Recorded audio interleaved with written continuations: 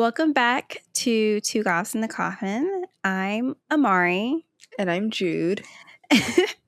And today we are coming back at you with the with another installment from our current series that we've been doing. We've been talking about Interview with a Vampire, as always. I was gonna say a new thing for us.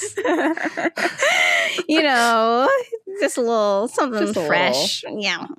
Whatever. But yeah, we've been doing a rewatch of the, season 1, season 2 ahead of the new season that's coming out. And we've just been kind of chatting very casually about it and recapping it and hoping that maybe y'all are rewatching and going along with us and, discussing it.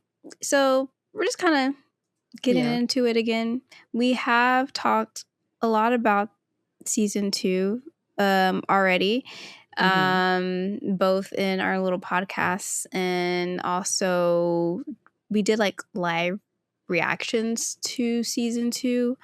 But there's always something new to say, and if we're saying the same things, who cares?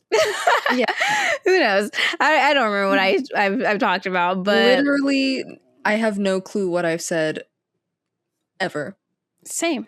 So my memory's shit these days, so who fucking knows? But yeah, so we're just gonna kind of get into it again. Yeah, so and we are. Oh, sorry. Go ahead. I guess. No, I'm kidding. Sorry, there was a pause, and I thought you were going to take it off. I've been talking. Go ahead. You're good. I was just gonna say we're on season 2, like we said, episode 3. No pain. No pain. This one starts off weird in the sense that we're not in the penthouse. Which was terrifying. In the present day. Which is jarring. It's very terrifying.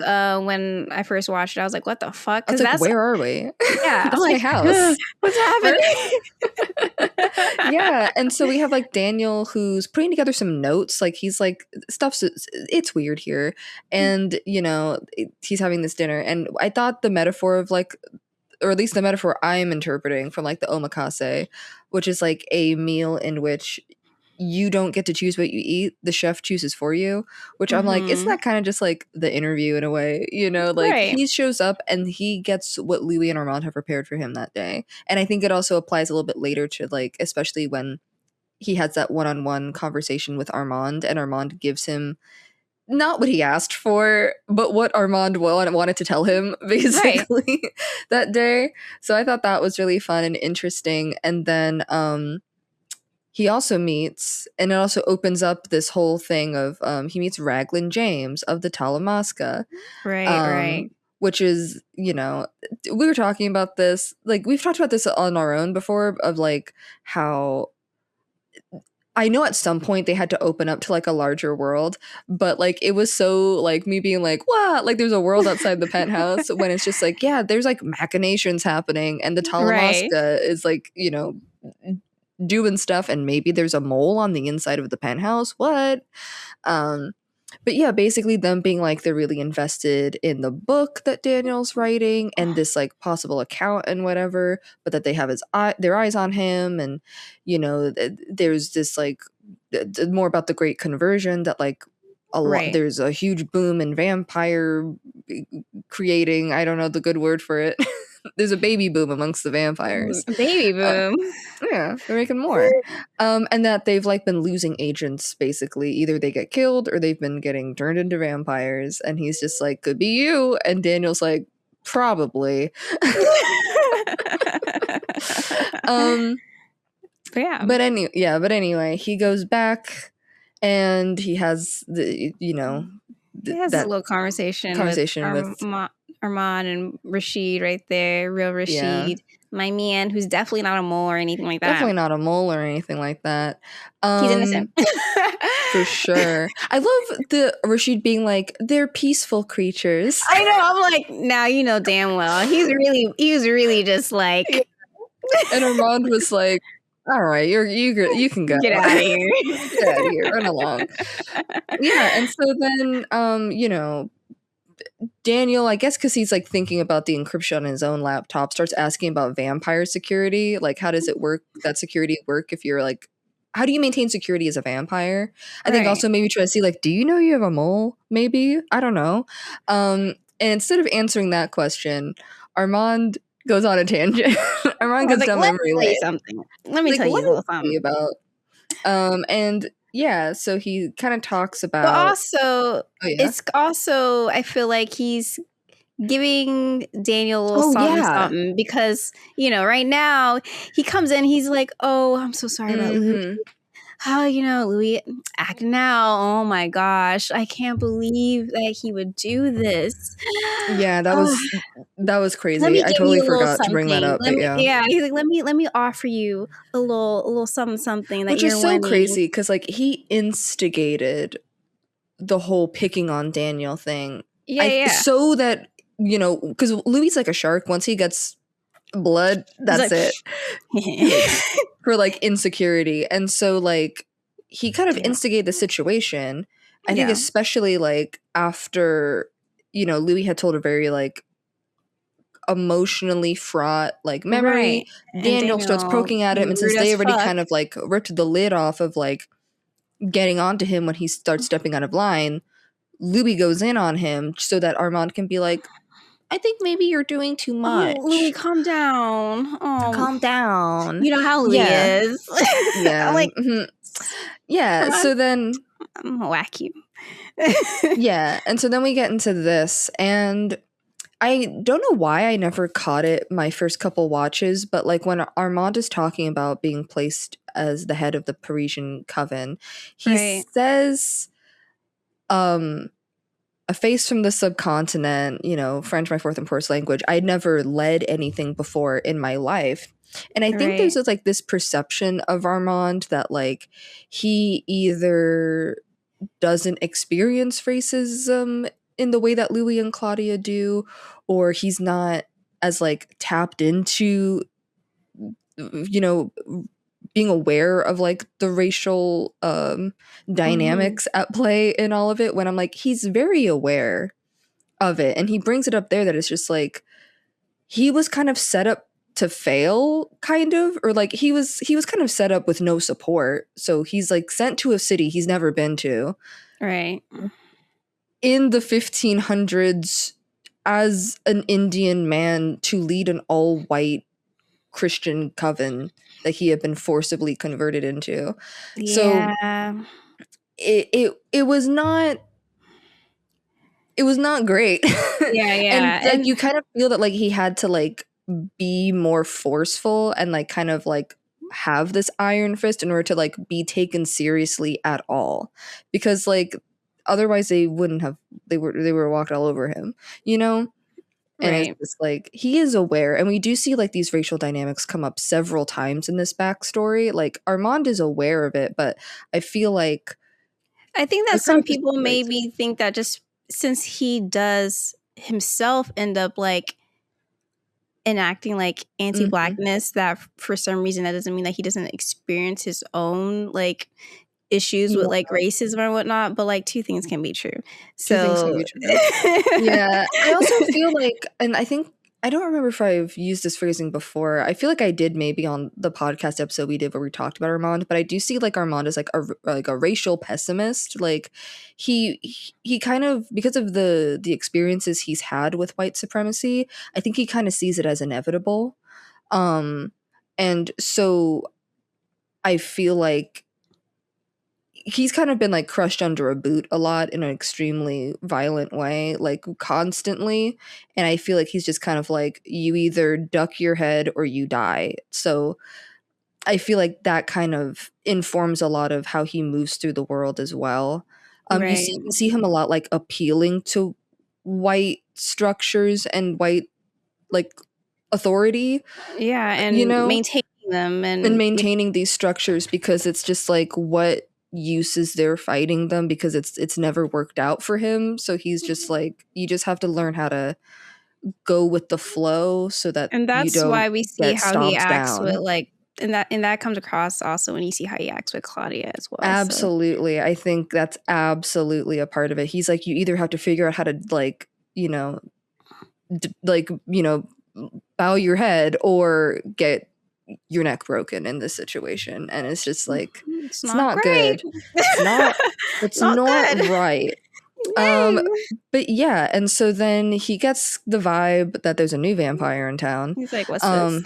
Yeah, what's this? And so he goes, and it's Lestat being a clown, and the And best you know outfit he's ever what? had. Exactly. LaSalle was complaining about it, but I'm like, you literally, this is your best fit. Like, he Mhm. made you look so good. I don't know what you're Armand talking about. consistently in his flashbacks makes Lestat look so much better than Louis ever has in any of these. I know.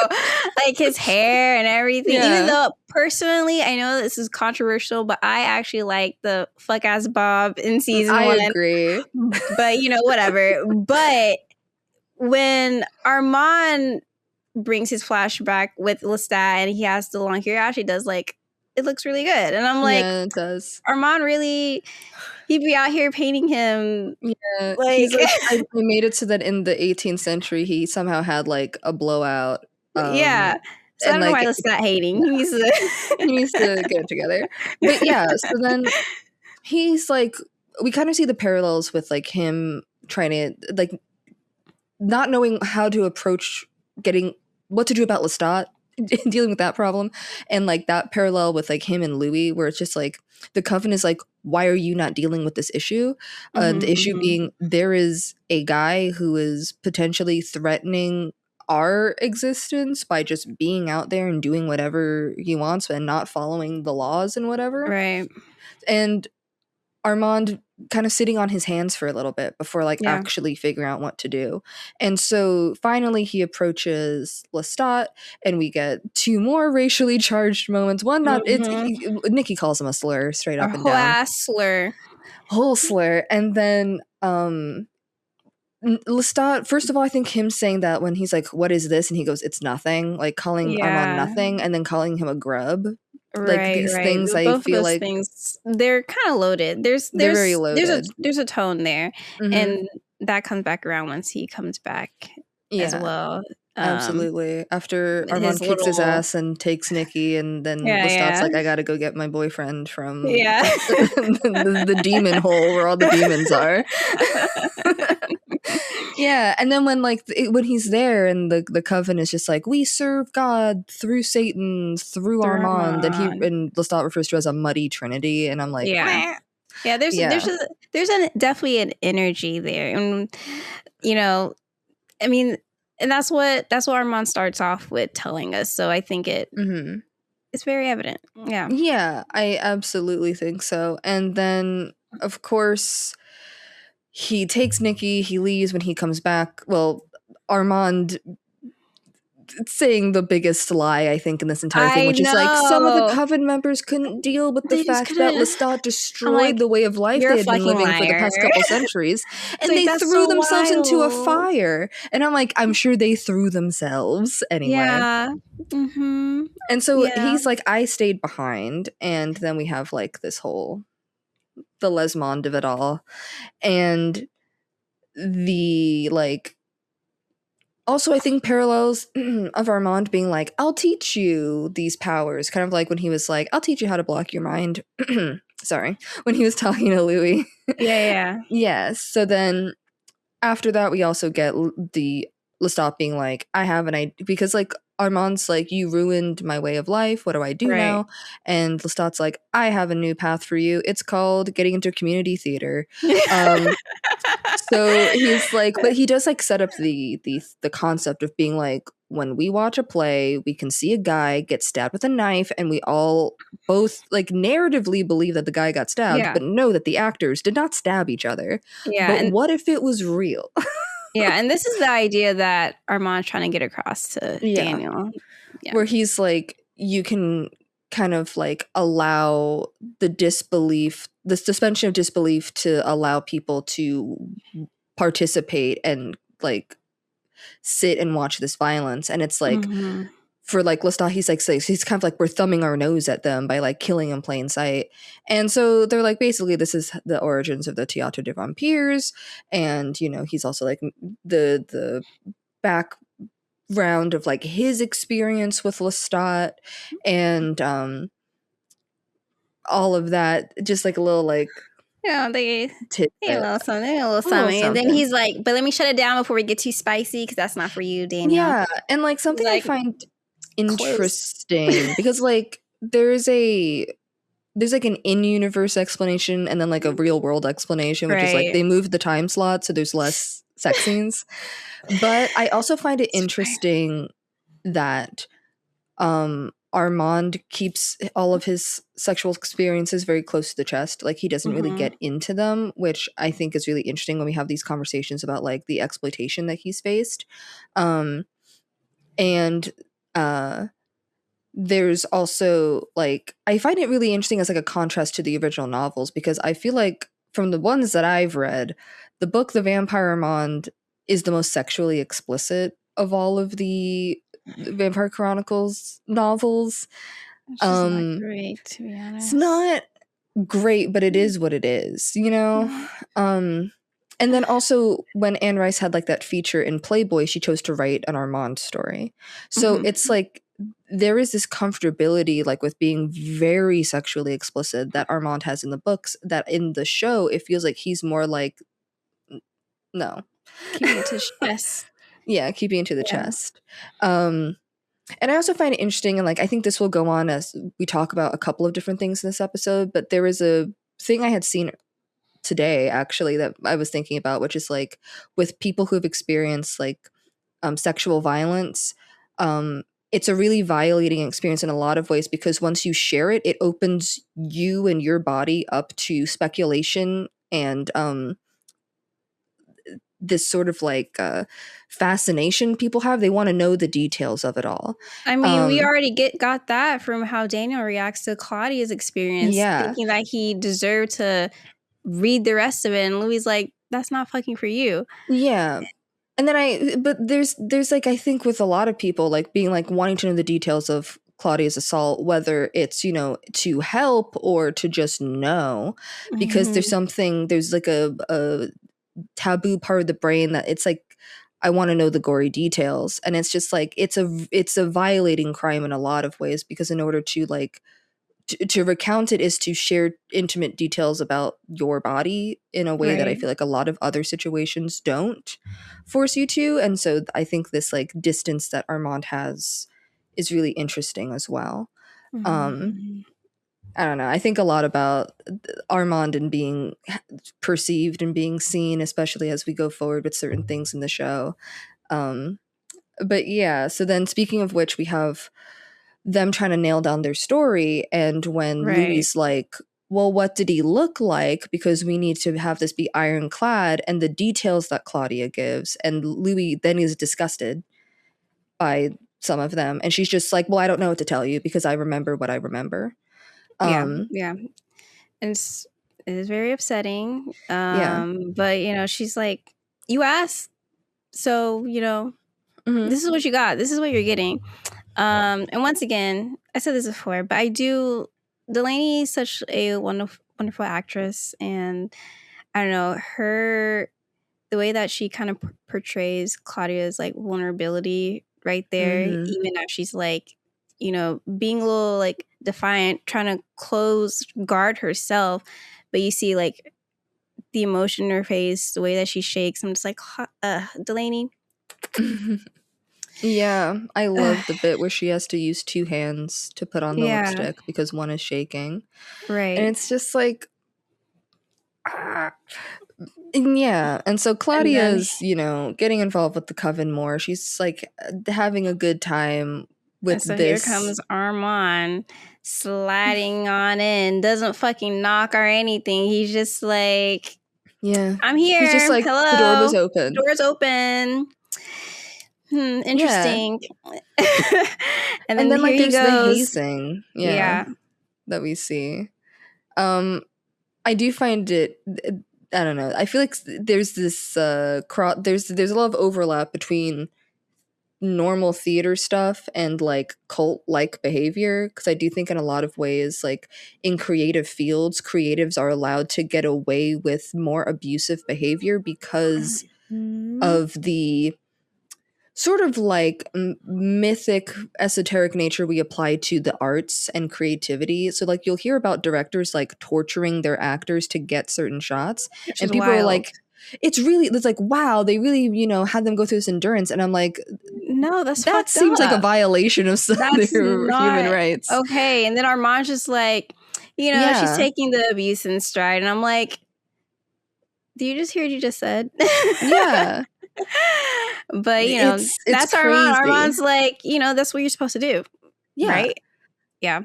Armand is like, your ability to endure is defined by how much you can just take abuse on the chin over and over again We're like, without breaking.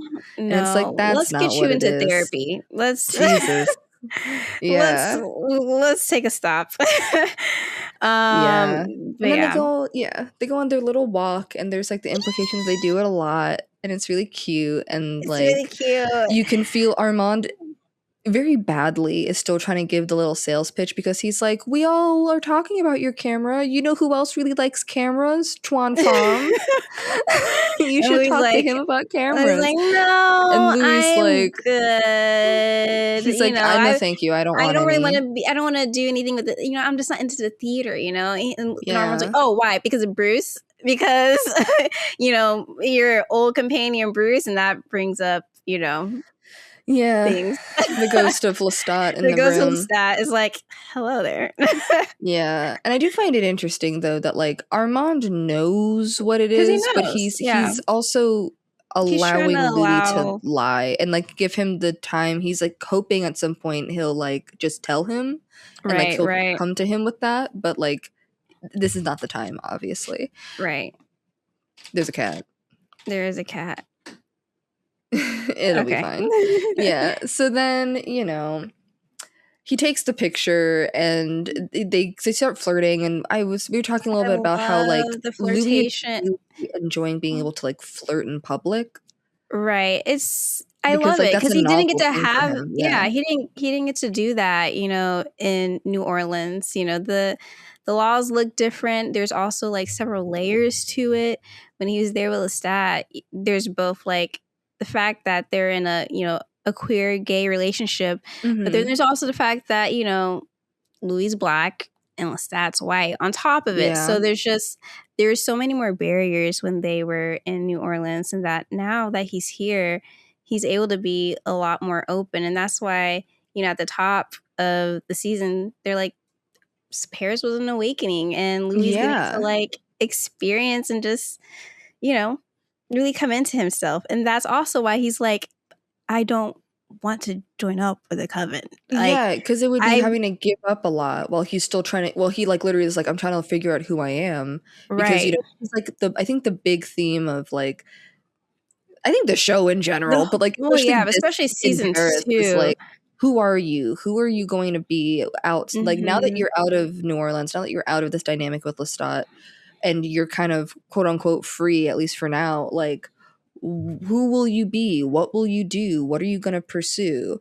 And I think Claudia is considering this, and Louis is considering this, and then Louis later is like trying to have Armand consider this, because I don't think Armand's considered who he is in like 500 years. So he hasn't really been allowed to, but no, he waits for the next person to tell him who he is. Right. I think it's interesting that he always gets a new name. So he's kind of like, I've been Armand for this long, I don't know who I am gonna be next, because I've been Armand for like 400 years. And that's the coven leader, Metra. So, and you can feel him like struggling with that here, where when he says like, if we were the only vampires in Paris, because he's trying to communicate that his decisions aren't just his. Every decision he makes, he has to make with the coven in mind. And he has a lot of baggage. And he says in the previous episode, when he's like, coven life can be very tricky, because it's like, it's not just about me. And I think that's also something that Louis can understand, of like, being in charge means having all of these. You don't get to think about yourself very often when you're the one in charge. There's this idea of like being on top, of being the person in power means that you get to call the shots, but not really. Not oftentimes do you get to actually do that. So I think that also like leads to some Louis empathy for Armand, but also he's like, I'm not. No matter, He's like, I'm still not joining them. Like, I get where you're coming from, but I'm not going to do it. But it does lead to my favorite little flirtation, flirty Oh, little yeah. line of Armand being like, "Well, if you're trying to find yourself, what room is there left for me?" And Louis like, "Oh, there's room." I'm like, "I'm sure there is." And Armand's like, Send me the tape. God damn it! I have I have kids at home. Anyway. So anyway, speaking Fuck of the them kids at kids. home, Claudia is, Well, not Claudia though. No, Claudia is Jessica, dealing with all of these, having all the grunt work, basically. The body box and the rats and doing all this stuff, and everyone's like, don't look me in the eyes. And then she's I'm like like, reading Santiago's stuff, and that's when she finds out that he played Iago. Interesting. LOL, so funny to me. Interesting. And I'm just like, of course you would. Why are we not surprised? Yeah, and so we start getting that little like thing there, which I think is really fun. He's Iago, basically. He played Iago. We do have that Othello stuff coming right to the forefront here. Right. And also we see him manipulating Claudia by being like, oh, you can look me in the, like, basically being like, have some, like, allowing her to have respect for herself in this moment by being like, like, they won't be able to hear you if you don't, raise your chin or whatever, like, look me in the eyes and whatever. And he like treats her a little bit more like an equal in this moment, but also lays out exactly how he's manipulating her. Right. And it's so heartbreaking because Claudia's she's been yearning for this kind of connection for so long, and it's all just it's fake. It's just him being a manipulative little asshole. I'm like, it sucks. Get something genuine for her, please. But and I feel like in a lot of ways, like, Santiago is who she was looking for when she left home the first time. Right. Like, he has, and he also like has a lot of the traits that I think she was able to vibe with Lestat back when things were good. So like in him, she kind of sees like this opportunity for a specific type of like companionship that she has not been able to have, and it just sucks because we know it's not real. We know he doesn't care about her at all. Like you said, he's already kind of setting her up, trying to like put her on edge with certain questions that makes her kind of freak out a little bit. And later, we see her and like Louis having the conversation of trying to like, okay, we need to. She's like, we got to like make sure our story is actually down. As Louis is having his freak out because when he's having his like conversation with Armand, like, which I love philosophical Lumon conversations. And we hear this is what I was waiting for from the book. I was like, give it to me, let's see it, let's go. And we have like Louis in the present when he's talking about this being like he was able to have these conversations like in earnest because to me this scene kind of parallels the bench scene at the beginning of episode 3 where like Louis trying to have these conversations about morality and Lestat's just like no, and like Armand doesn't agree but he's willing to play in the space. He's trying to be like, okay, so let's follow your line of logic. If we believe this is true, then what about this, that, and the other? And like allowing the space for this like complex conversation and meditation on evil and good and all of that. And like, the nature of it all. Yeah, and Louis maybe enjoying it a little too much that he starts, feeling guilty, and the guilt summons this guy hooting and hollering on the piano. He's like, hello again. Just being loud as hell. Singing and his little song. Like, here he is again. Yeah. And then he once again like leaves the space open for like Louis to be like, come clean.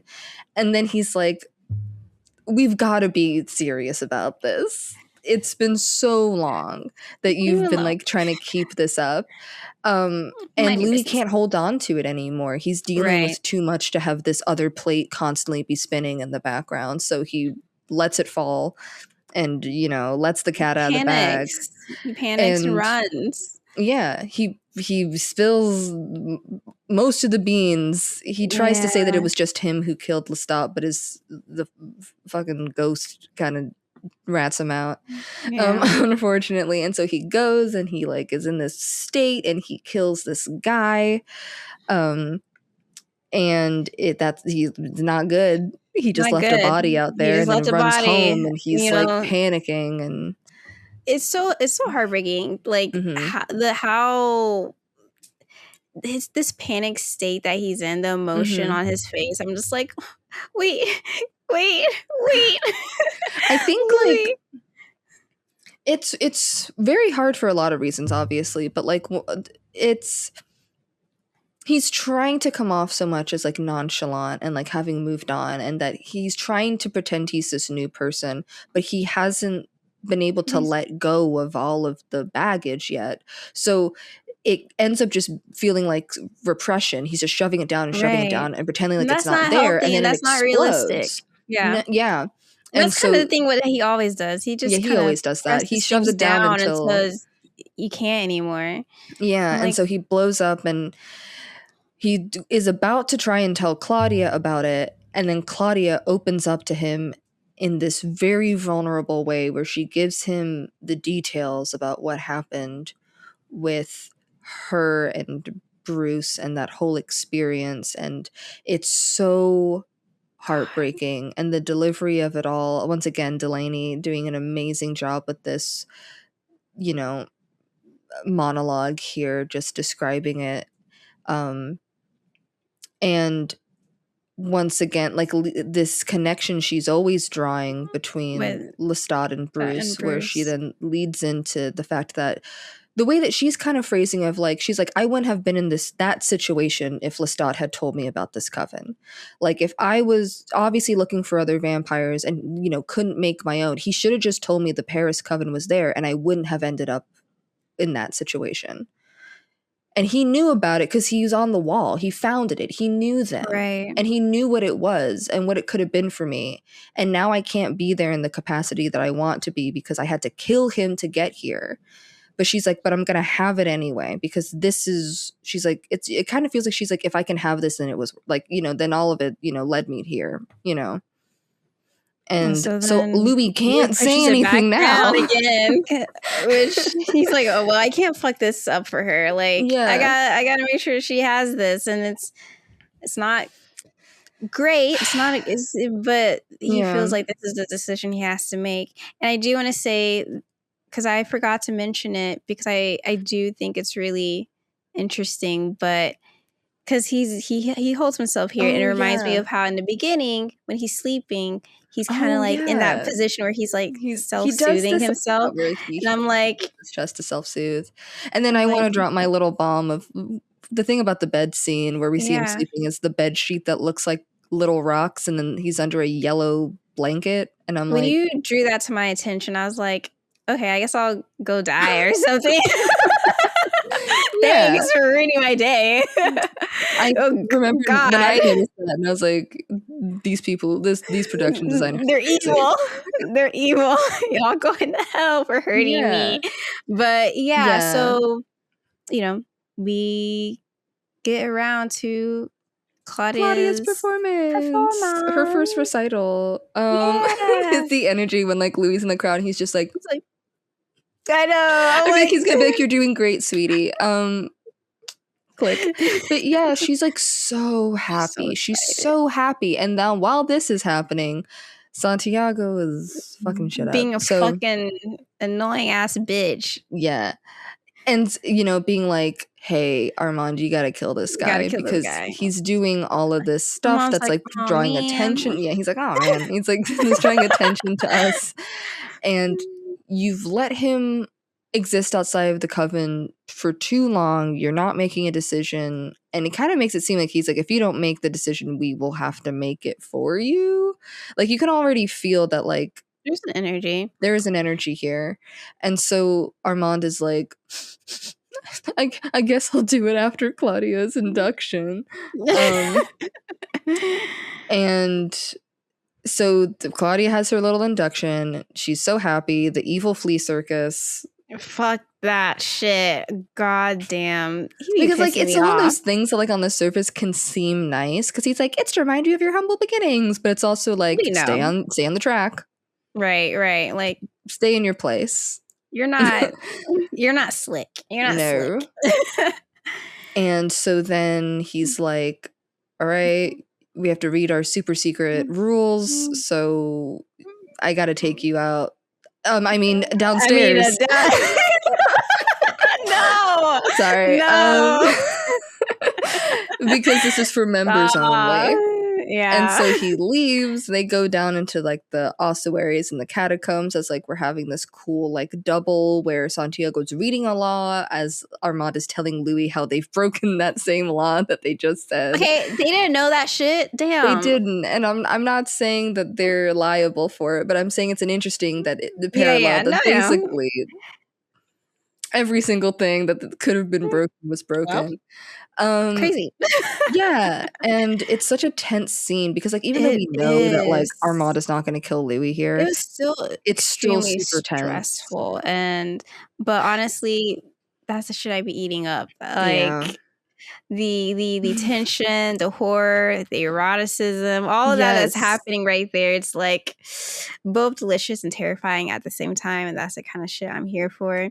The most like upsetting piece of it though is Louis being like, okay, well, I make sure you take care of Claudia. Tell her she's beautiful like every single day. And I'm like, and Armand's like, well, you don't have to really worry about that because she's not gonna make it. I'm like, can you back up? God damn. Give her a damn chance. But he's like, he won't. And then but we have the line here that it's like I think is so crucial to everything with Armand that plays into what was happening before. I think it's going to play into everything else he's ever done, which is when he's like, why is it that those with power are often the weakest? And I think it goes back to what I was kind of saying about how when you're in charge, it's not just about you, but also I think for Armand loves to dodge culpability. So he tends to avoid making choices, I think, for a lot of reasons. But one of those reasons is that if your hand is forced, then it's not really your fault, Right. So he waits usually until there's like this like this like boiling point, a point of no return where something has to happen and he'll be pushed one way or the other so that he doesn't have to make a choice. Right. But also in this moment when he does choose to not kill Louis against the wishes of the coven. He kind of shows how that's not true, that he does have a choice. Like he immediately undermines his own thesis statement here. Right. Like he's like, I don't have a choice, and then makes a choice. But it's also a choice that isn't fully a choice because he lets Louis live, but he's also staying with the coven. And so he's continuing to keep his feet in both ponds, Right. But he's also made the choice to let Louis continue, That is in itself also a choice. And something I do find really fun that's attached to him saving Louis is that he flies Louis up the manhole. So I think now on Louis's end, there's this person who was supposed to do violence against him, but didn't, and then used something that Louis only has negative connotations with to rescue him and take him out of this situation. And something I had also noted that's like to make things lightly evil. I think a lot about that line, those with the most power often the weakest, felt very Marius to me because Marius would say things like that a lot. I forgot you're gonna bring this up. Well, because I think it's relevant because like there's a power here. Yeah, but there's a power here that is referenced in episode 4 as well, where Marius would make it seem like Armand had a power over him because Marius desired him. And so like being desired has a power. You have power over the person who desires you, but you don't really. And Louis thinks that's true too in this situation, where being desired by Armand means that he has power over Armand, which is not necessarily it means he thinks he's safe. He thinks he's safe. And I think at this point Armand wants Louis to save him, which is the issue. I think he kind of talks about the situation with Lestat, where Lestat is simultaneously the guy who ruined his life, but also the guy who saved him from the Children of Darkness. He holds him in two spaces at once. He's like, that's the guy who that's the bitch who ruined my life. But then he's also like, he describes him in his flash. He wanted it to happen. He wanted it to happen. But and like he also describes him as like Martin Luther, hammering the 95 Theses on the doors of the Catholic Church. So like he sees him as multiple things, and I think he wants Louis to also do the same thing of just to save him, but you can't. You got to save yourself, Armand. Yeah. And so he does this. They kiss. He talks about, he tells Louis that he had a relationship with Lestat as well, which I think also is another thing that Louis is like, okay, latching so we can relate. Because, like there's something here for us to build on. There's an understanding here. But yeah, and then they kiss, and it's one of the most beautiful kisses I've ever seen. Even though it's in shadow, it's one of the best kisses on the show. So beautiful. I'm like, God. I love that it's in shadow though, because it feels like you can feel Armand trying to consume him when he like pulls him close and they kind of become one shape, one entity. That is what Armand wants more than anything. He wants to get lost to a person so much that you both lose each other. Like you cease to be individuals and you are now an amalgamation. I always have a beverage. I was gonna take a sip and then I started talking. I have a at least always one little thing I'm sipping on during anything. Yeah, but it's just funny seeing you like hold it while you're talking. My little LaCroix. So funny. Yeah. My key lime LaCroix. Anyway. Yeah, so anyway. Yeah. So yeah, that happens. Gorgeous, beautiful. And then Louis, he walks back up to his door and he's like, so, you gonna come in? Yeah. He's like, are you inviting me in? And Louis is like, I mean, are you gonna kill me? And Armand says, nothing. We're like, oh, okay. What I also find interesting with this, I was thinking about this, where it's like, Armand doesn't say he's not going to kill Louis. And then we hear Louis say that Armand's first words were, I will not harm you, which I do believe were his first words, but we don't hear Armand say them. Because I feel he just affirms. He's like, I said it. I said it, and I never have. Like, yeah.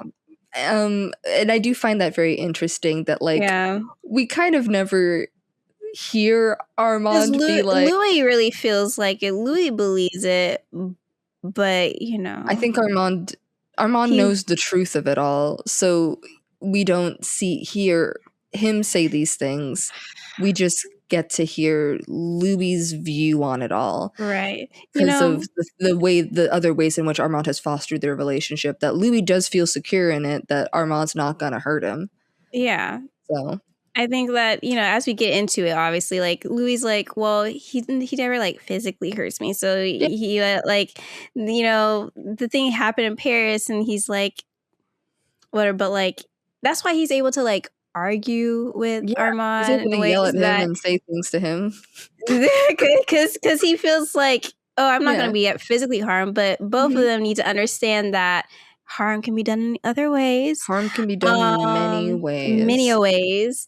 And anyways, I do think it's crazy that Louis just like invite him up after all that. But we know that Louis is also crazy. And he, this is the second time that he's kissed a man right after the threat of being killed by a man. Him and Lestat and Armand. And he's just like, you know what? Let's do it. And I'm like, okay, Louis. Literally, Lestat was like, I can give you death. And Louis was like, I do. Oh, God. Louis. Well, you also need to go to therapy. All of them. Everyone here needs to go to therapy. All these vampires need therapy, but unfortunately, I don't think there's a therapist. I don't think there's a vampire therapist right now. There's like that vampire doctor. We need a vampire therapist. That's what we really need. Exactly. They Let's need not worry about their physiology. Let's worry about their psychology. Exactly. You know what? Yeah, that's what you really need. For real. But that's for real. But yeah, that's how that episode ends, and it's just, I love it. I love it. I love insane gothic horror romance. That's like he leaves you being like, everything's crazy, everything's wild, I'm losing my mind. And then we'll get into, I want you more than anything in the world. I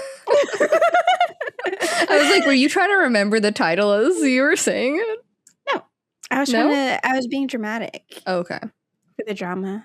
Okay, I see. So episode 4, I want you more than anything in the world. Sorry, what were you saying? No, go ahead. I was like, because we start off with a play performance, an evil fucking performance.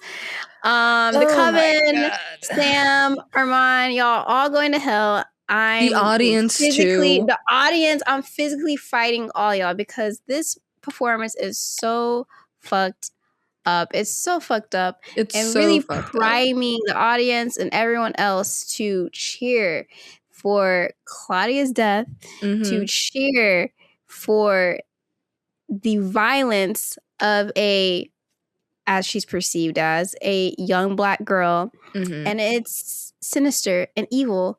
Yeah. In addition to all the little details in the play. It's crazy. It's just genuinely crazy. Yeah.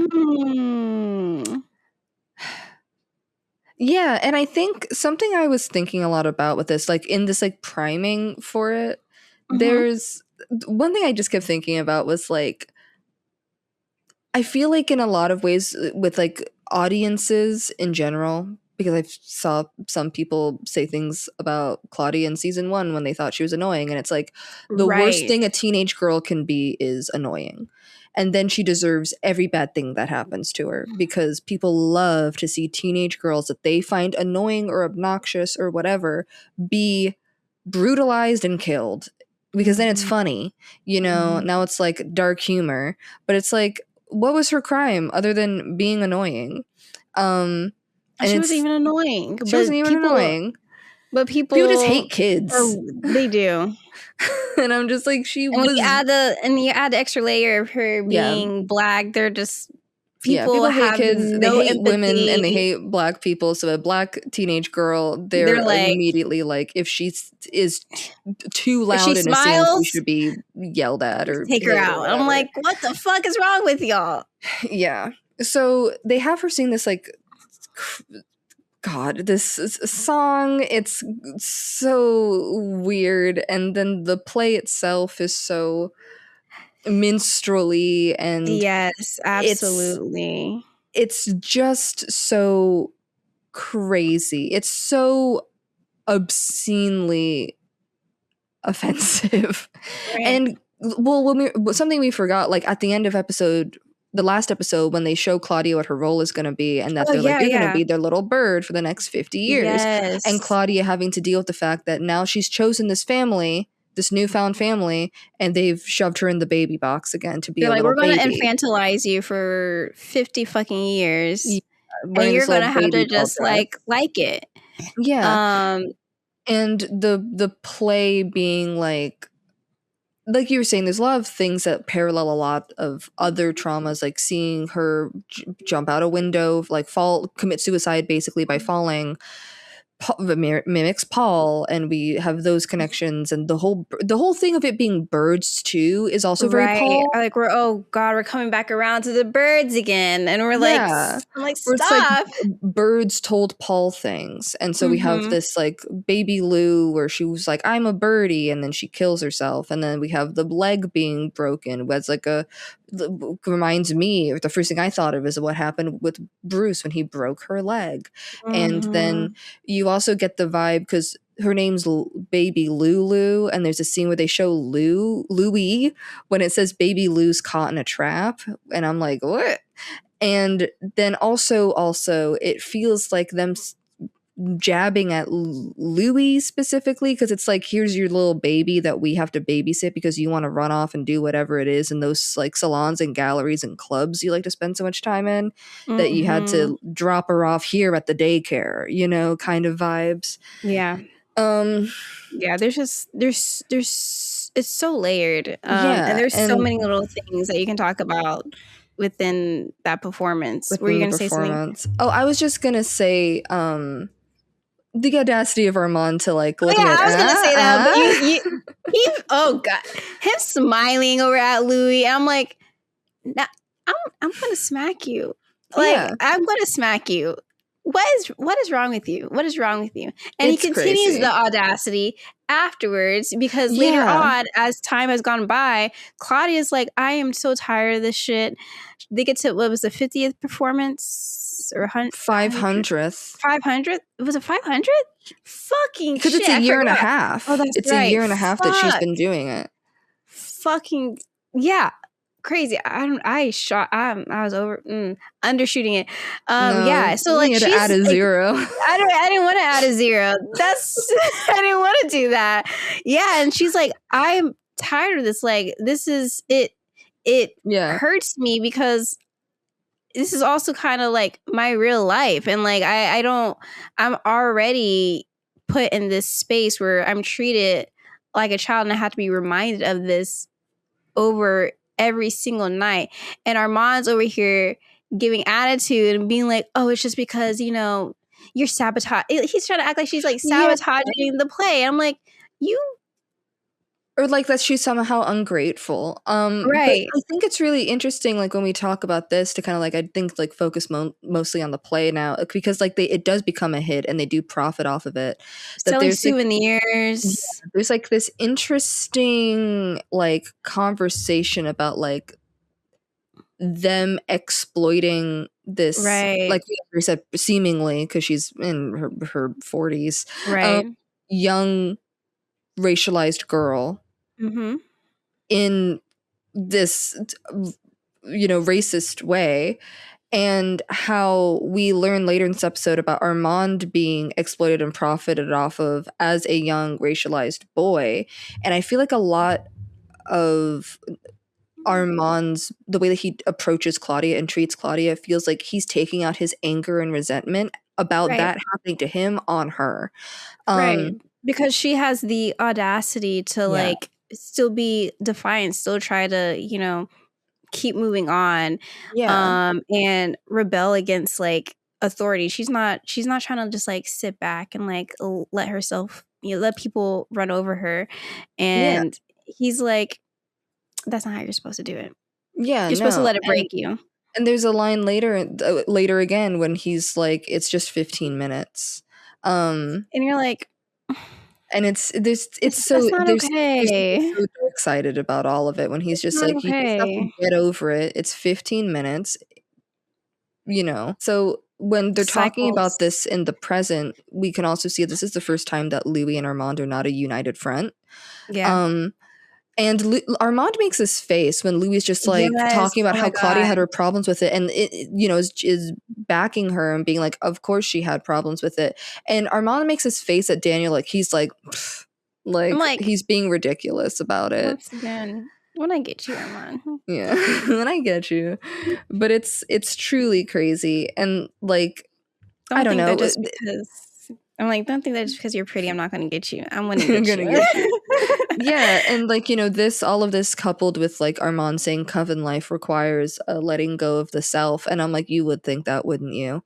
But like Claudia isn't going to do that because that's not what she wants. She doesn't want to like have to give up her personhood in order to be accepted into this group. And she thought that by getting involved with this group that they were going to allow her to be herself fully, but they aren't doing that at all. They've just shoved her in the same box she's been shoved in her entire life. Right.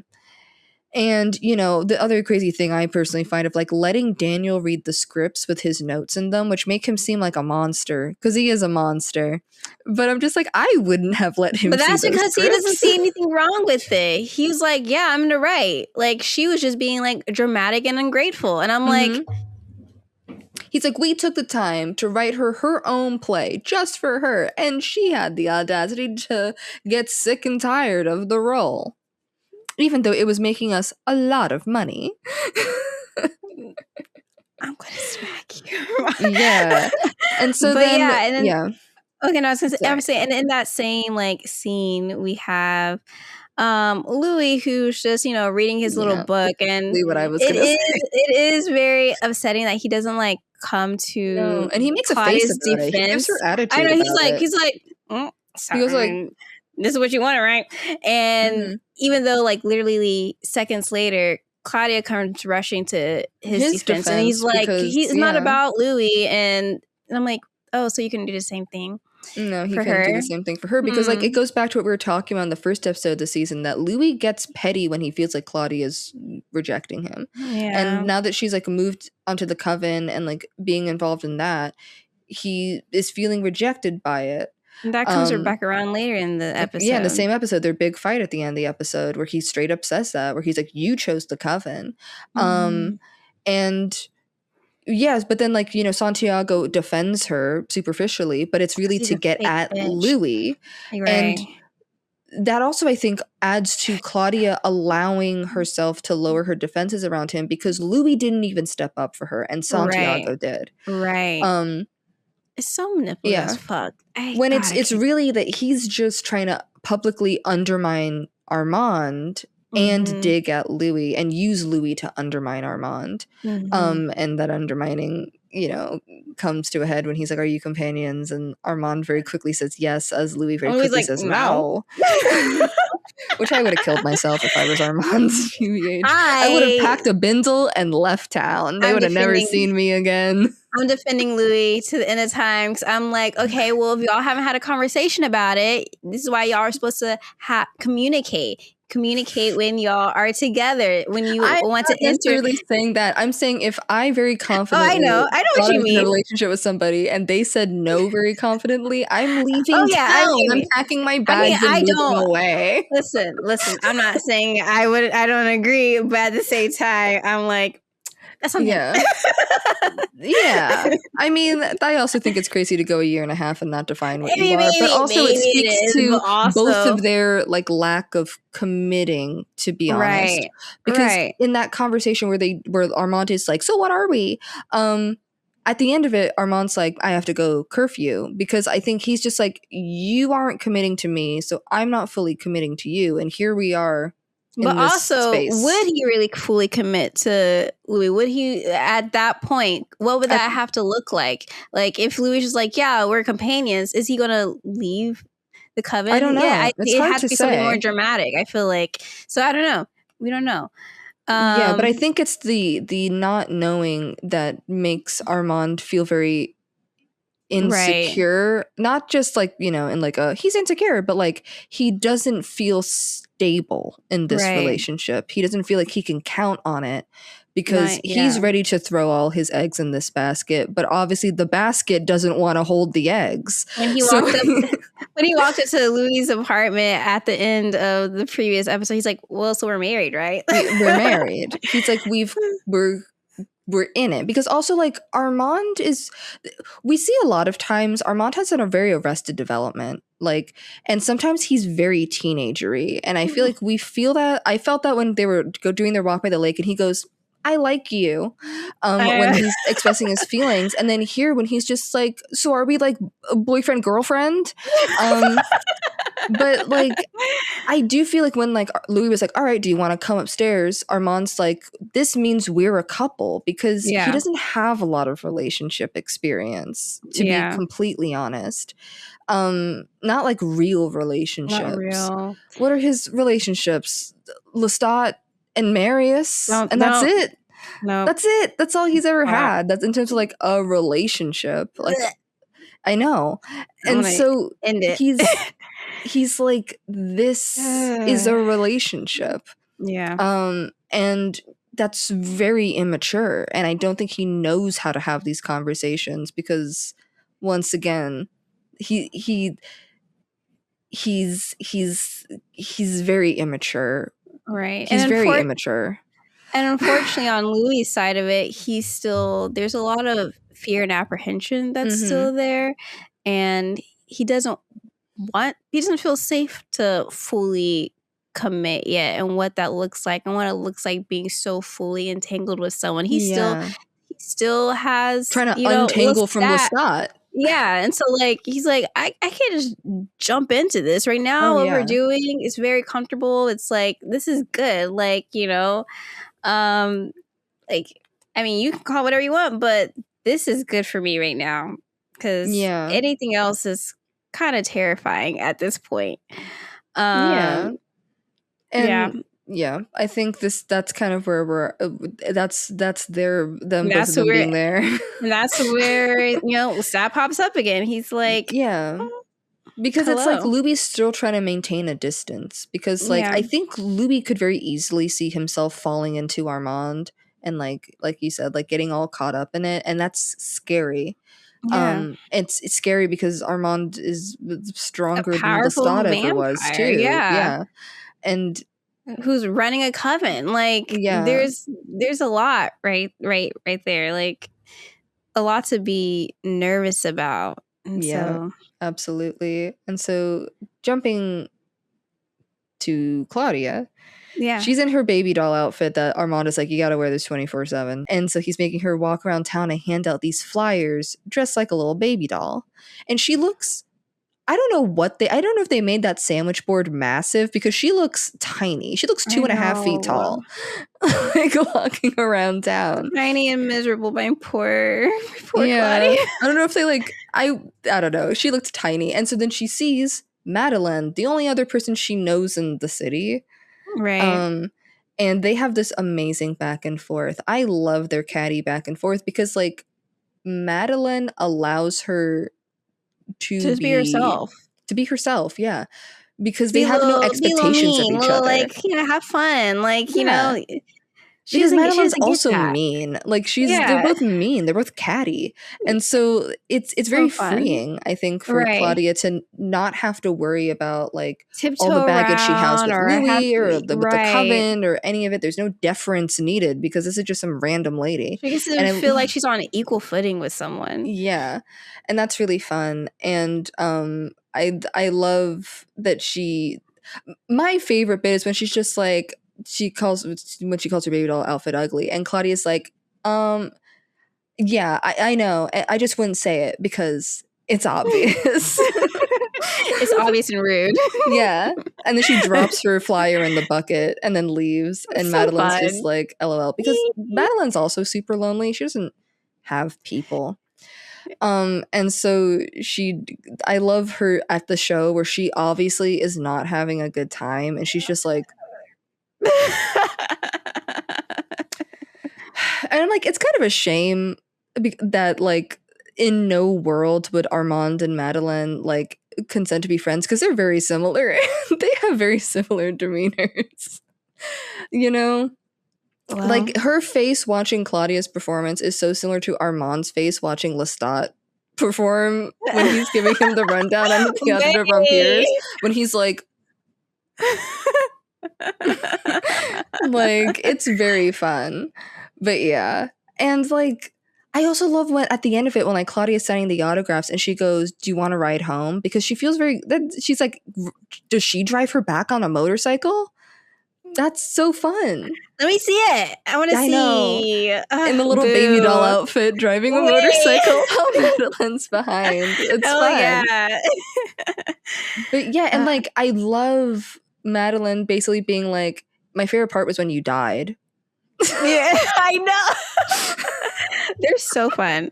They're very fun. And do I constantly long for and wish that Claudia had a black girlfriend? Yes, but they couldn't give that to me because they're like, oh, she can't have anything too nice. We gotta too nice. Yeah, that's the tragedy of it all. And I'm like, the tragedy of it all. But yeah. Anyways, we also have a scene. It's in his photography bag. He's having a fun time. Well, before that, you're skipping again. We have the whole scene where the coven. That's what I meant when with the dinner. The dinner. Yeah, he's in his photography bag. He's talking I thought you were about to talk about like the photography scene. No, I'm talking about him talking excitedly with Claudia about him being in the R26 and all that. Yeah, it's so cute seeing that, and I really wish we had gotten. That's one of my one of my grievances is that we didn't get to see more of Louis actually interacting with these spaces, especially like getting into like the Black Parisian scene where, with all the Black Americans coming over and the Black musicians, the poets, the writers, like all of that, the artists. Like, I wish I got to see Louis really dip his toes into it. But alas, I did not get that. So RIP to me. But yeah, we do have this scene where he's, him and Claudia are talking and he's super excited. He's having a great time and they're both actually like smiling and just it's so nice. Go ahead. Oh, I was gonna say, I think Claudia is excited that Louis is finding something else because it goes back to her wish, which is for Louis to have something else that brings him happiness that's not her. And so he can have the source of joy that's separate from her and she can have her own thing. But who can't stand it? There's someone who just can't fucking stand to see a Black man be happy. Santiago. Because he has to go and start. First of all, he starts by mocking Louis' accent, which is anti-Black as fuck. And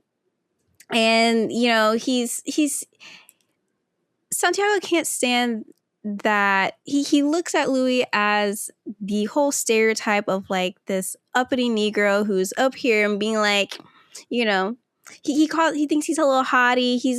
I'm like, Louis just fucking living his life. But he's just talking about art with his sister daughter. He should be allowed to do that. And like yet, Louis even like is like, I suppose I can come off a little haughty. I'm like, don't give him anything. Be like, shut up. I'm sorry, you're stupid.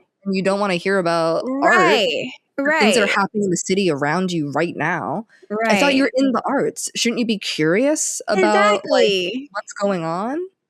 But no, that's because it's Louis doing it, and he doesn't think that Louis should be able to go run off. And also Louis doesn't fucking like his acting or his plays or anything like that. Yeah, so because he fell asleep, and so he's just like, I got it out for this guy. I hate this guy. But and then Louis is like, I'm not gonna take this, and like grabs Santiago by the tongue. We love that he throws in a little good boy to soft launch that maybe he'll be interested in being a mommy dom. A mommy dom. Oh my god. Maybe you don't know. He had to soft launch a little bit. And meanwhile, Armand doesn't do anything until Louis does this, and that's when he's like banging on the fucking table, telling everyone it's enough. But he doesn't do anything when Santiago's out there talking. And I think it's interesting that comes up right after Armand is being given a laundry list of how everyone is going off, breaking every single rule. He's losing control of it all. And then Louis, does what he does to Santiago. And Armand is like trying to look like he's maintaining. He's trying to maintain something while also not taking sides as well, because he's just like, both of you need to stop. And banging on the table. Making everyone a timeout for a second. And pausing time and then being like, get out of here. And then also like, I don't know, Louis also being off-put by how Claudia is kind of like shut down in that moment. Like she also is like made to like slam on the table as well with everybody else. Which is crazy. And I don't know, it's like one of those reminders that like Armand has a lot of vampiric power and he can just use it whenever he feels like punishing them. And Armand loves a collective punishment. So like Claudia is now at risk for being punished for Santiago's bad behavior, And it freaks him out. It freaks Louis out because it's a reminder of New Orleans and this big display of power. So he dips. He dips. And this is when we get to the scene where we will allow our resident photographer to speak. Yeah.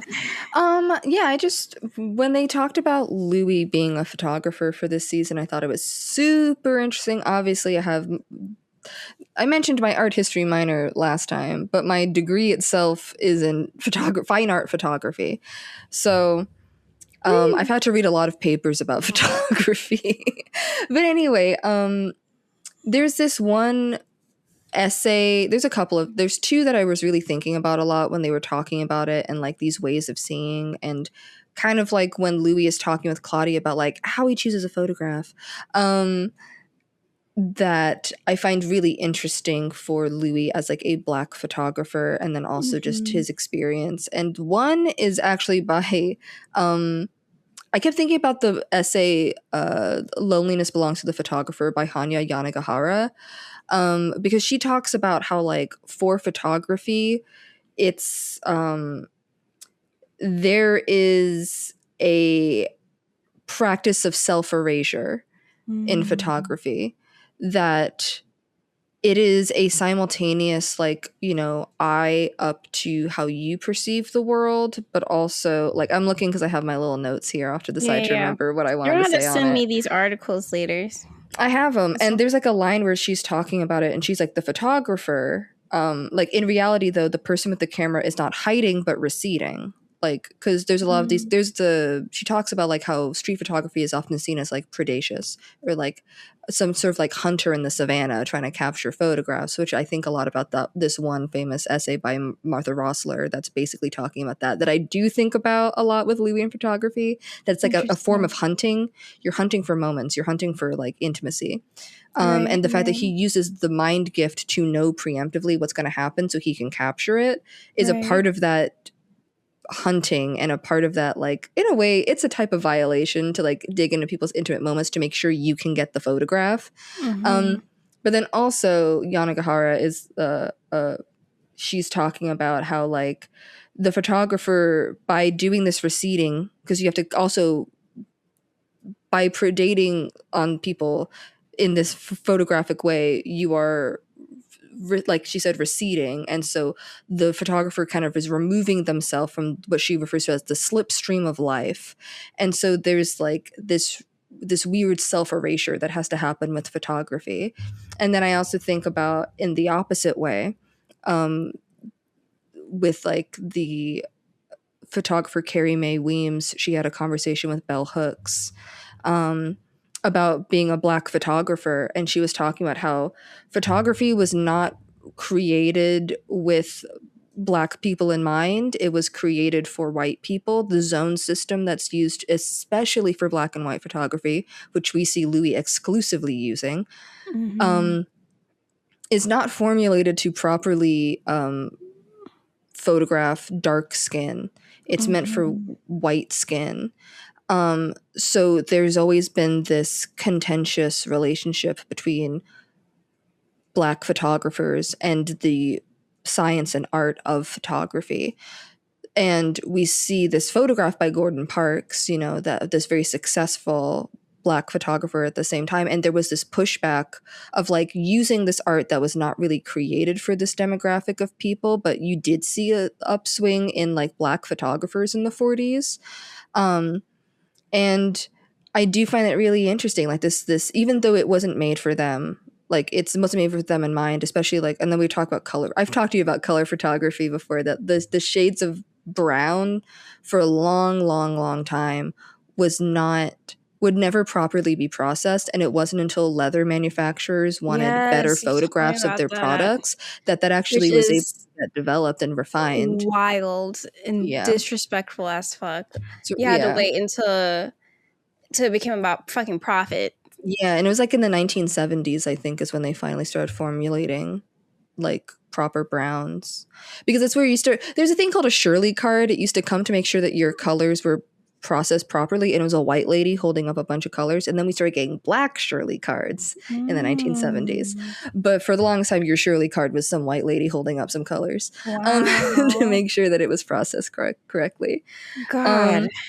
And there's, in that same, like, I feel like it's a pretty short read. So if anyone wants to read that Carrie Mae maybe we should link it. I'll link it. It's like what, like 10, 15 pages. Well, yeah, I guess we can link it, or at least just put down the information in the bio. I'll put that one. It's called. You can find it through your own means. If you have an account, you probably have access to it. Yeah. We'll just put the title title of it. But they have a whole interesting conversation about like art that's for Black people, but also like considering audience when you're doing your photographs, and like how there's an assumption when you see a photograph of like a Black person that the audience is white. So this is a conversation about like confronting race, but it's only confronting race if the audience is not Black, you know? So there's this really interesting conversation here, but she also talks about how in her art specifically, like in photography, like you have to kind of make a home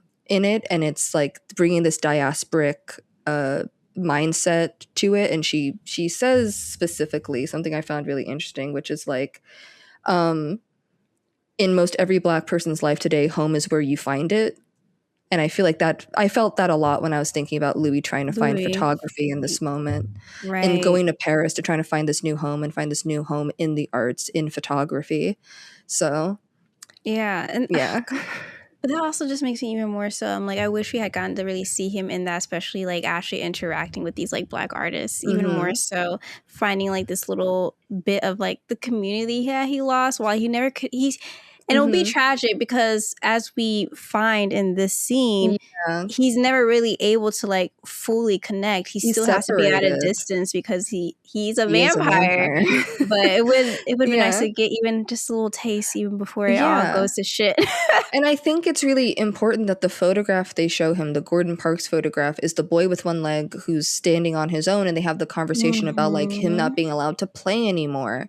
And that's Louis. Kind of where Louis is. Louis is the boy in the photograph. So like in this thing where he's trying to make this home in this art, in this place, in this new life, he's unable to do so because of his vampiric nature. His vampiric nature emphasizing and amplifying the separation, alienation he feels as a Black person in this environment and in the art world in general, you know? So this scene is also a adaptation of one of my favorite scenes from the original novel, which is like in the original novel, Louis gets his portrait painted by a human painter. He sees it and he sees how inhuman he's become, and he kills the painter, and he takes the painting and he really obsesses over it and all the differences, that the ways in which he's no longer a human. And in this, it's him, but it's his own art, you know, by the art dealer looking at his art. He's like, there's just something not quite, you know, clicking. And it's the humanity. The humanity isn't there anymore. And so his approach to it has become very mechanical. Right. Which is why he's able to like see it. He can but see he's not it, able to but he capture can't it himself. have it. Yeah. Right. And so he has this frustration with it when he's hanging up his photographs and he's looking at them, and he's just like, what's wrong with it? And it's like even the little, you know, Lestat he summoned in his own brain is like, well, the lens is dirty and it's like not centered, and it's like it's all very clinical stuff. And it's like, no, it's something else.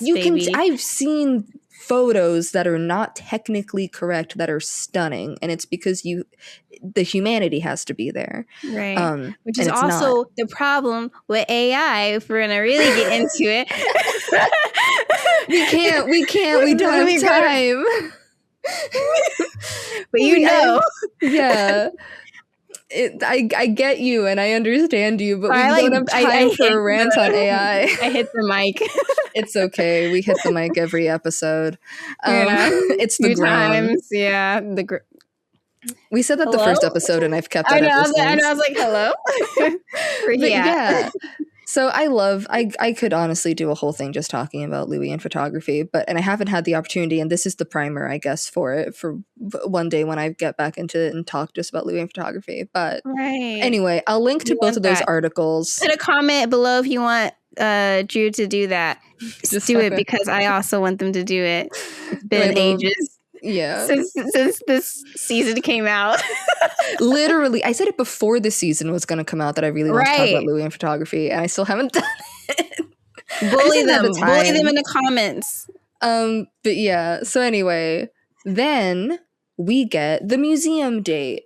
Armand shows up to try and make amends by doing a And grand Louis, gesture. well, before that though, he comes, he Oh, appears under the window. And he's like, "Let me throw a little Shakespeare at you with some flowers." And Louis is like, "Oh, here we go, Lestat 2.0 with the gifts after the grand displays of power, which we get into more at the museum." He's like, but what I think is shit. One of the things that helps, I think, allow, like, Louis is keeping up this, like, armor. Yeah. But the thing that I think allows it to do it is because, like, it's very unpracticed, right? Like, if Lestat had done it, it would have felt smooth. There would have been, no hitches and whatever. But Armand it's awkward.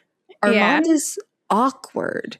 And he's trying to do this. And I think the fact that it's not quite right is endearing to Louis. I think that's something that's endearing to Louis in general.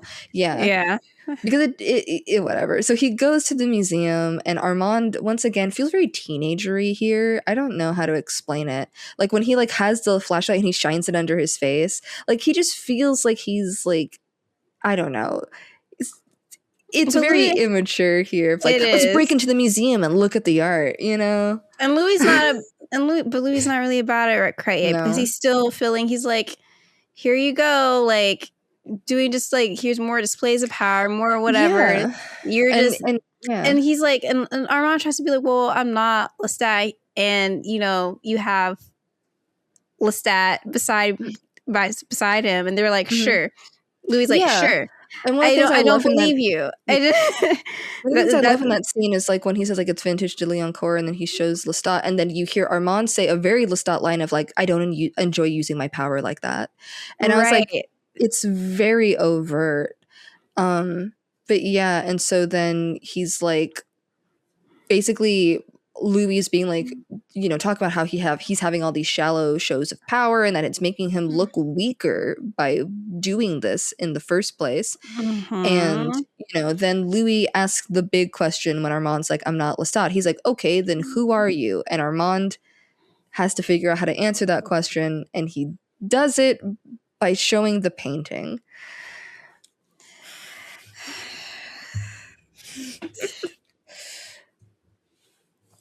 This scene is so good.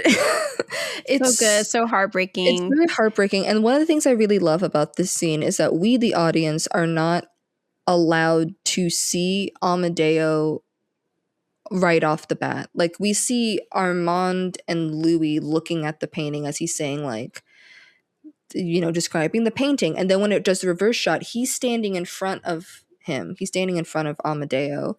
Like, he's not ready to let us look at him yet. And then finally he steps to the side, and we see him as he starts to tell his backstory about what happened to him in his history.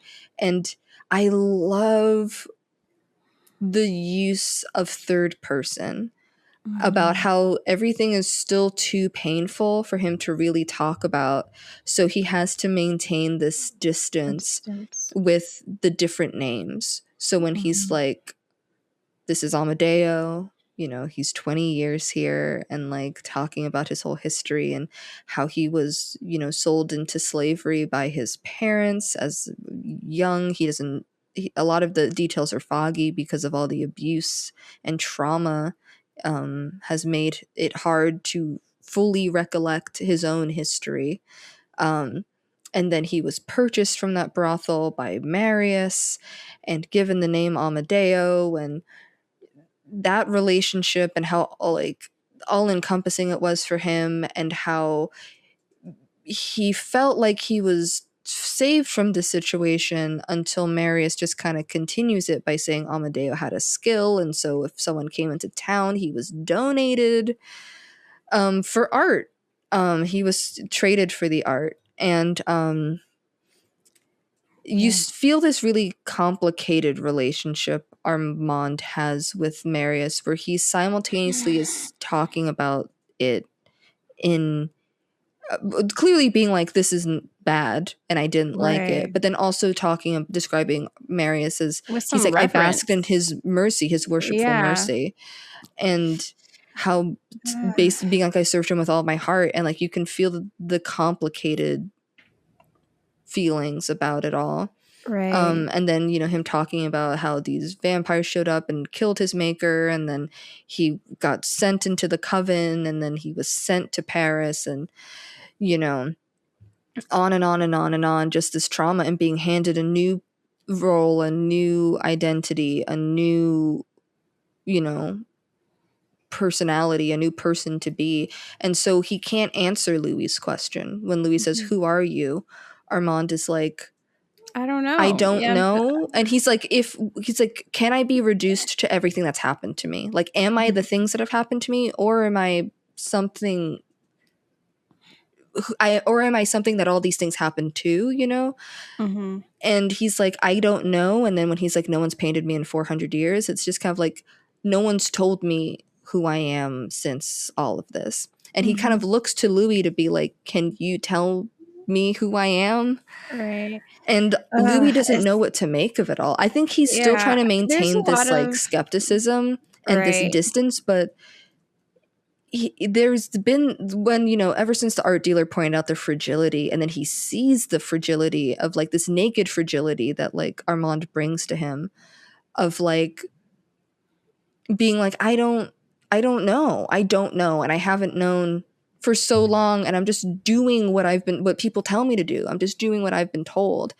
And Louis can, I think, feel the echoes of like, you know, every hat you're forced to wear, all these roles that other people have placed upon you. But like, who do you want to be? Who do you get to be? Which is what Louis was, you know, confronted with and promised, and had the whole thing with Lestat for him. And he's just like, he wants to offer that good promise of like, you get to be whoever you want to be. You can find it. Like to Armand here, I feel like he can feel that weight.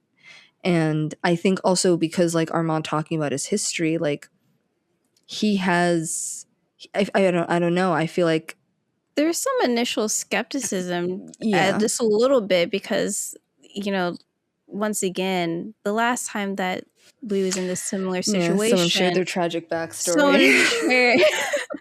Lestat was vulnerable with him, but like, what did that amount to? And so there's this initial like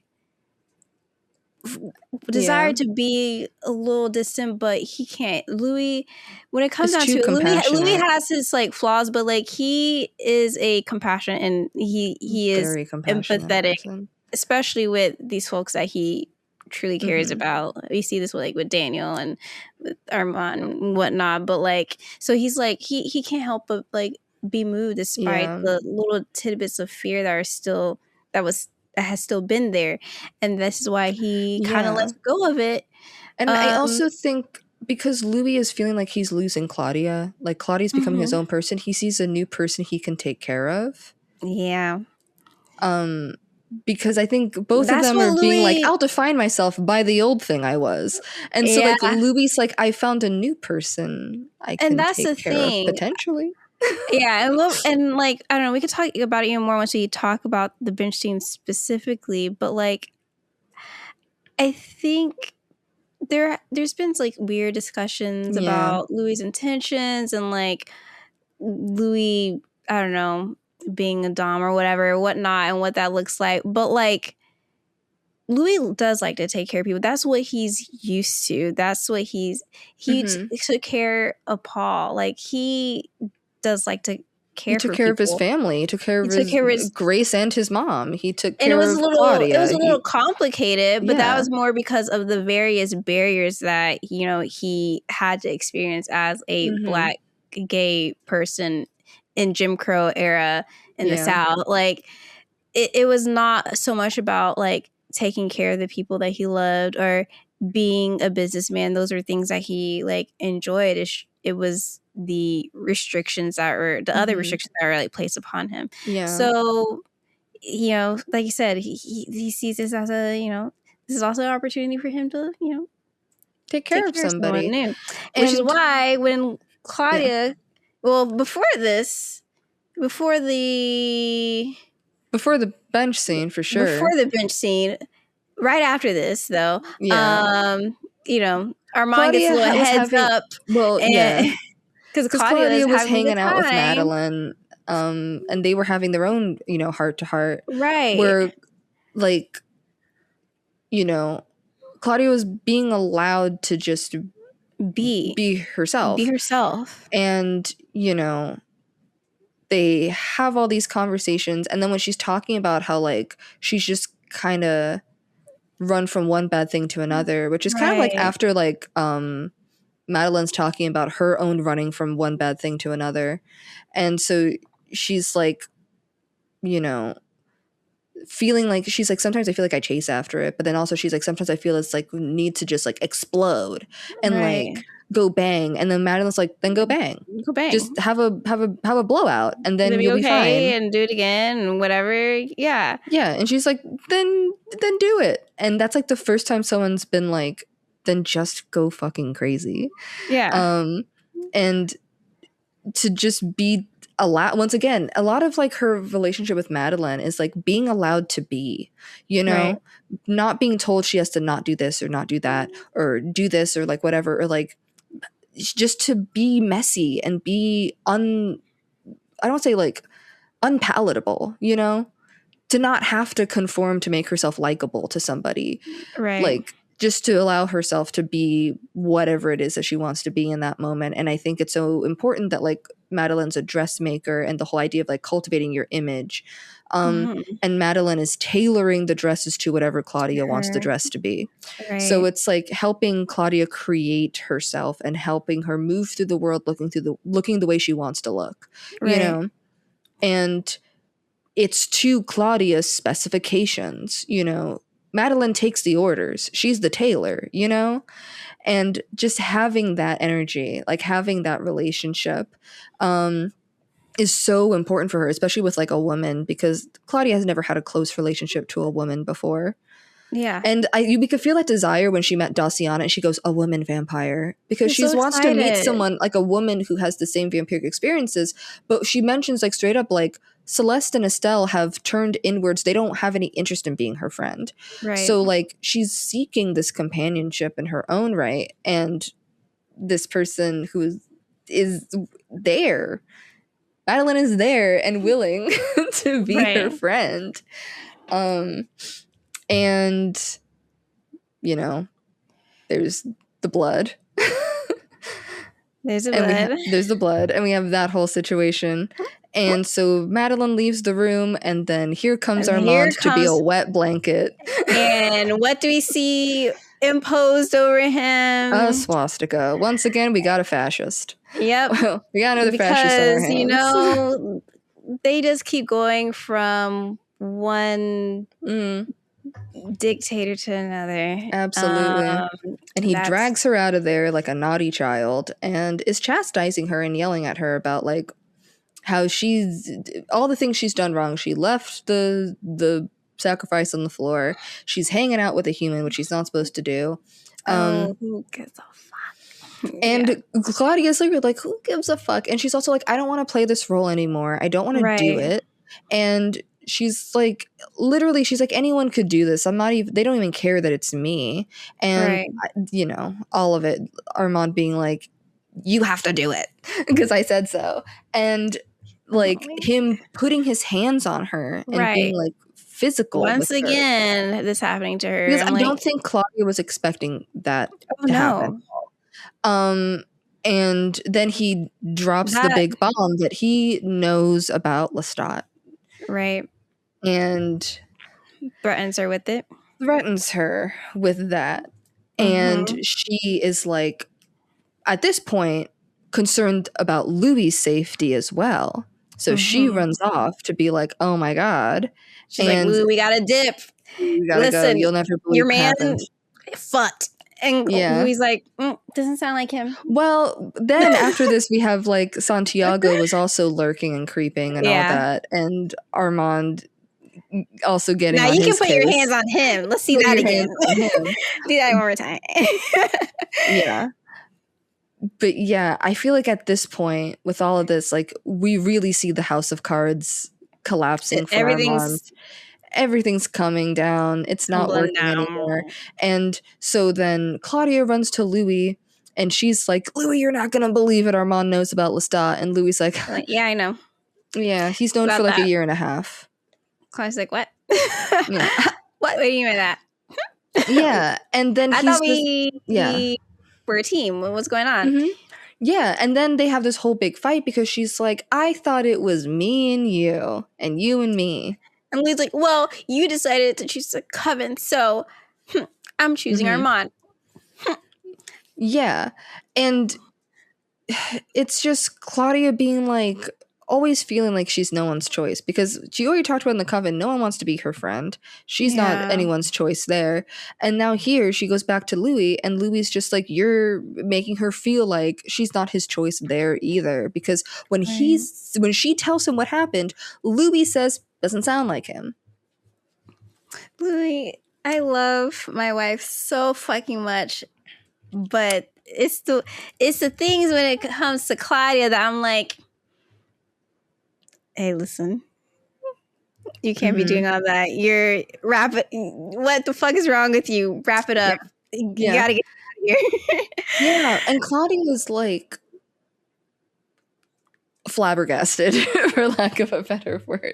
She should be. She's just like, she cannot believe it. She's like, oh, I forgot. Love makes you stupid. Yeah.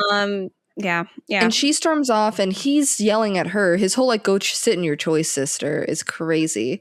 And then he's been burning the photographs, and he's looking at the one of Armand, and specifically, he puts it out. That one that, captured that little piece, the fragility, and he's thinking about him, and he's thinking about everything that's happening here, because he already knows that it's not stable, the Coven, anymore, and he knows that Santiago does not like him.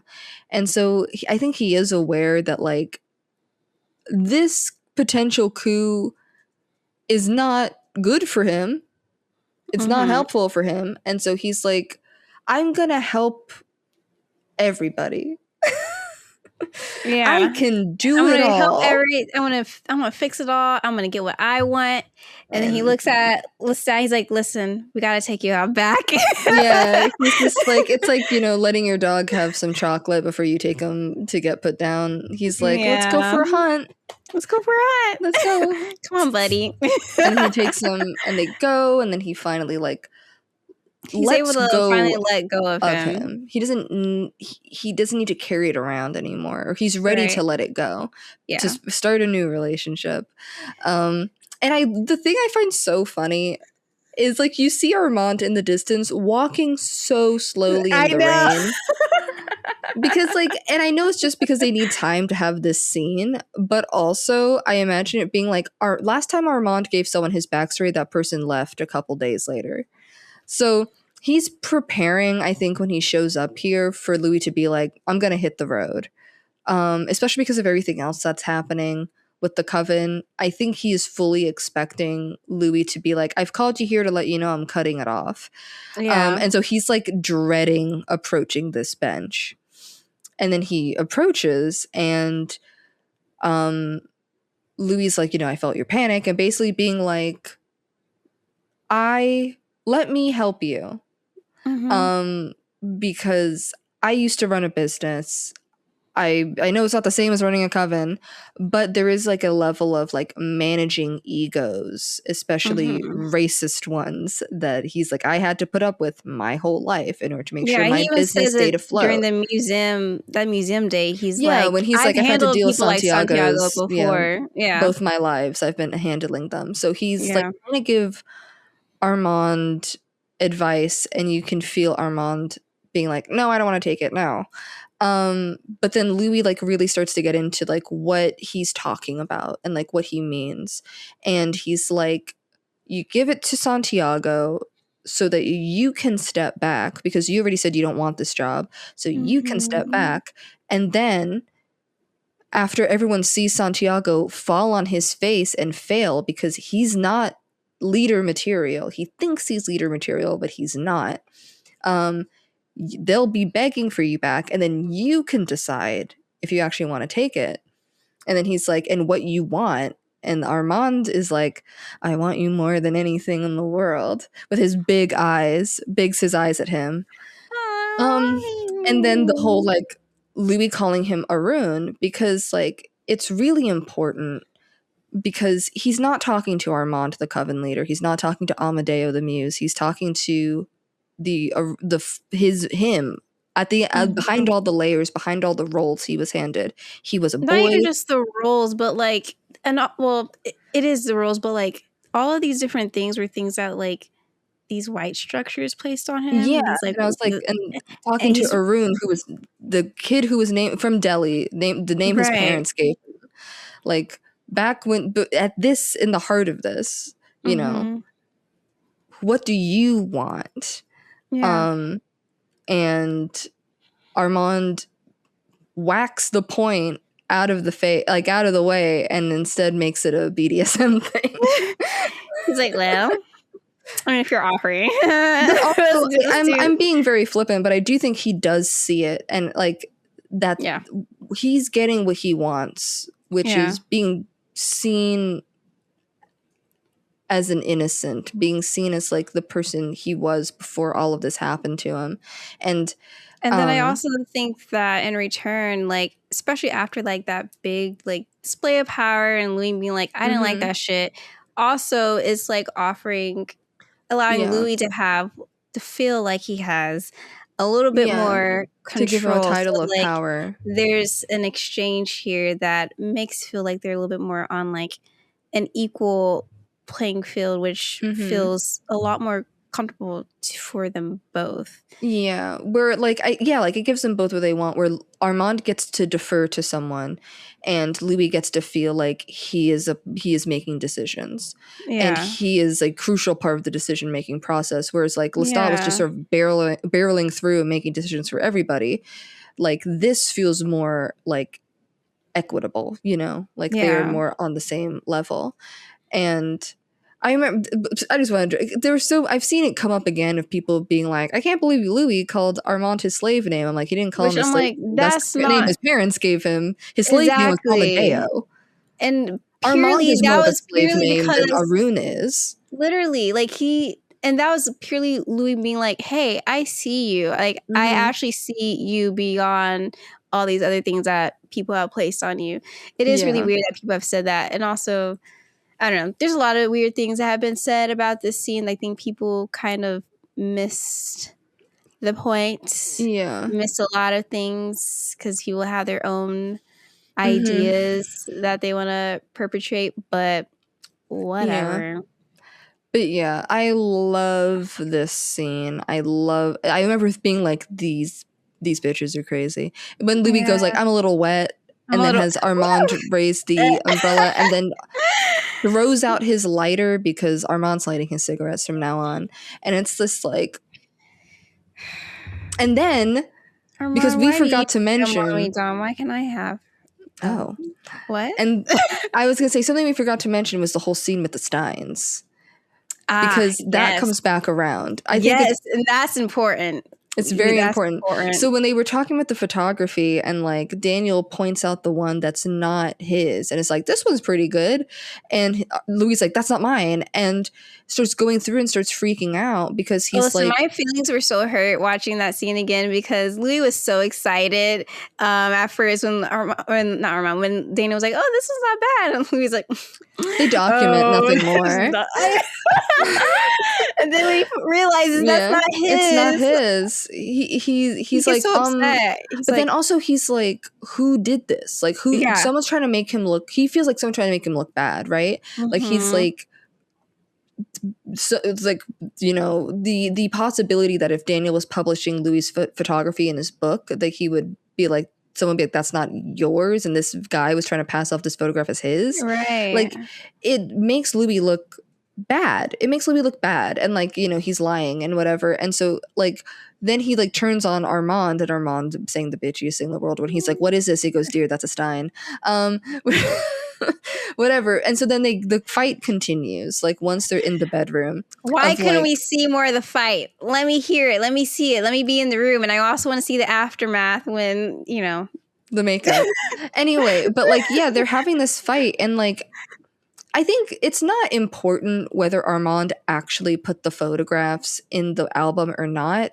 It's the fact that Louis, I think, like, we had this conversation about control. Louis is starting to feel like he's out of control. You know, things are happening here. People are making decisions that he's not a part of anymore. And that's making him feel crazy. It's making him feel like someone's trying to make him feel crazy. So like, it doesn't matter really if Armand was the one who did it, or if Rashid did it, or if it was a mistake or not. It's just more to like indicate Louis is feeling like he's losing control of this whole thing. I think especially after the aftermath of learning that his memories of Claudia were not real, like this is just more destabilizing, you know, feeling like he doesn't know what's true anymore. And Armand is being an asshole when he's like saying like, well, how do you know you didn't? And then like Louis like, what do you mean? And he's like, whatever, I take it back. Another childish thing to say. Like, I know, he's so irritating. And being like, I take it back. And so you hear them fighting, and then Daniel's going through. Another thing we didn't touch on because we just have so much to talk about is that he's getting all these files, and he's bringing up things that maybe he wasn't supposed to know because of the Talamasca knowledge he has. Like when he brings up the fire, and they both are like, they're both like, what do you know about the fire? But he's starting to look for himself in the archives because he's been having more and more memory issues and like weird, you know, headaches and whatnot. And he finds the beginning of the Lumond argument tape, and it leads us into episode 5, an episode that changed my life, and we'll talk about next time because my goodness, it's a delicious, evil but delicious. Yes. So I'm very excited for that. I was trying to like speed through and get through everything I had to go through because despite it all, this one's still kind of a long one. It is, but you know, we did it less than 2 hours. But yeah, I know, I'm so excited for episode 5. Oh my god. When I first watched it, crazy. My life was changed. And I honestly, back in the day, I was just really excited because I was like, I'm finally getting Dan Liu. I was so excited about that. You wish you were getting Dan Liu. You got the Salt Trap instead. That's what I thought I was getting. I got a little, you know, both me and Daniel thought that we were getting that. You got like little an amuse-bouche, and then they like smacked you in the head with a baseball bat for the rest of it. I think what I got was better though, because I know we'll talk more about it later, but like Daniel thinking that he got some and Louis being like, no. What? LOL. Anyways, great, delicious, love it. We'll get into that. But yeah, I mean, thanks for joining us once again. If you enjoyed this, you should definitely like, comment. I don't know what's your like, favorite? comment, subscribe. We'll do all that, whatever. But like, tell us like what you enjoyed most about these 2 episodes. Oh yeah, there's so much to talk about. There's so much. We really had to race through. I know, and honestly, and we still took so long. I don't know. I think we just have to accept the fact that this is casual, so we're not gonna catch everything. We're just having conversation, really. But yeah, that's it. Goodbye. Bye.